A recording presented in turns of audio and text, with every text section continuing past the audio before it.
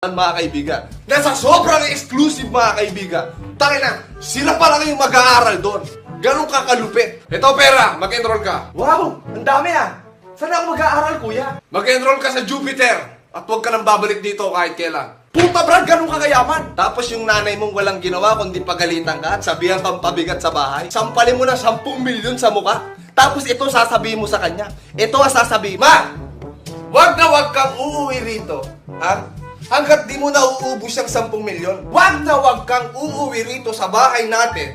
Pag hindi mo naubos yung 10 milyon, ngayong gabi, right night. Tama ba? Right now. Right night. Tama. Basta, hindi importante grammar. Ang importante, marami akong pera. No? At pag hindi mo naubos yan, ngayong gabi, eto tatandaan mo.